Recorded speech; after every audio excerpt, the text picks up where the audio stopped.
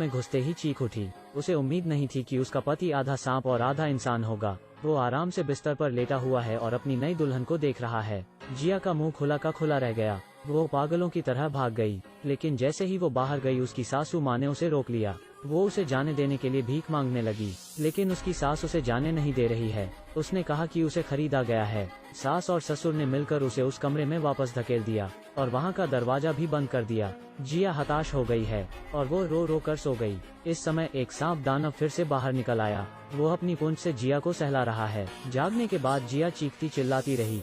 जिया की चीख सुनकर सर्प दानव और अधिक उत्साहित हो गया। सांप दानव वही खड़ा रहा और उसे देखता रहा है। जिया ने सांप दानव को चूहे दानी से मारा। अनजाने में वो एक छोटे कमरे में घुस गई। उसे एक लोहे की छड़ मिली और उसने खिड़की खोलने की कोशिश की, लेकिन वहाँ से निकलना मुश्किल है। लेकिन सांप दानव अभी भी पीछा कर रहा है। जिया काफी मुश्किलों के बाद वहाँ से भाग गई और जाकर एक आदमी से टकरा गई। सांप अभी भी पीछा कर रहा है। सांप को देखकर भीड़ वहाँ से भाग गई। बस 2 गांव वाले उससे लड़ने की कोशिश करते हैं, लेकिन सांप दानव ने उसे वहीं मार डाला। सांप दानव को भगाने के लिए गांव वाले ने एक मशाल उठाई। अगली सुबह जिया अचानक से ही डर गई। वो थोड़ी सी बात में बस डर गई थी।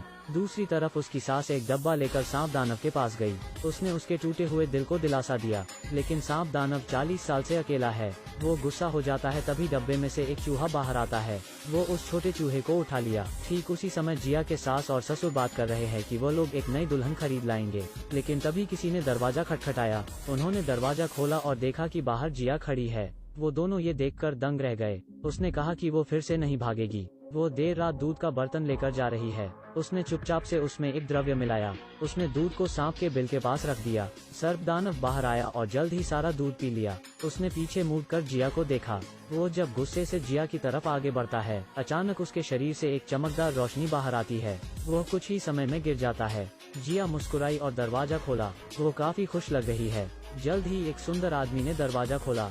जिया को पहली नजर में उससे प्यार हो गया। वो उसकी छाती को सहलाते हुए उससे बात करने लगी।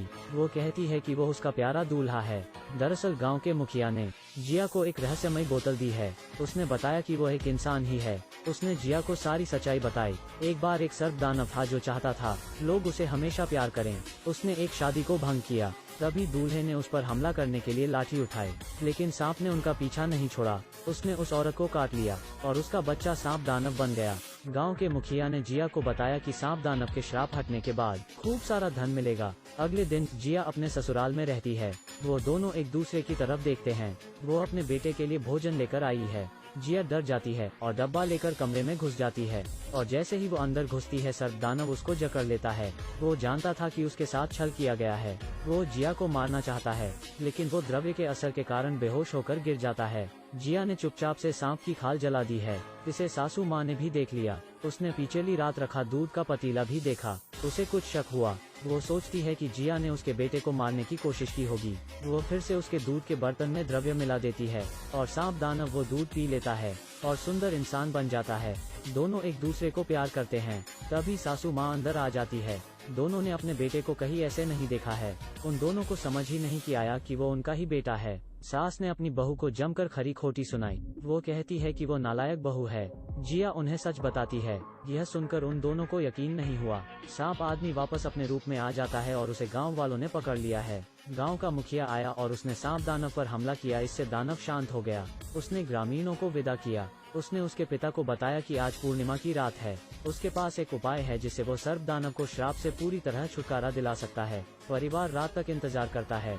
जल्द ही चंद्रमा पूर्ण होने वाला है। उन्होंने नाक को नीचे रख दिया। मुखिया ने उसे एक रहस्यमय द्रव्य खिलाया। मंत्र की ध्वनि के साथ सर्प दानव जाग जाता है, लेकिन सर्प दानव जो अभी अभी उठा गुस्से की स्थिति में है, वो काफी भूखा है। उसे शांत नहीं कर सकते। सर्प दानव के शरीर में से अजीब सी रोशनी बाहर आती है। उसने जिया को काट लिया। सर्प दानव जमीन पर गिर गया और जिया बेहोश हो गई। उसके पति को श्राप से छुटकारा मिला, लेकिन सांप के काटने के वजह से जिया अब सांप दानव बन चुकी है।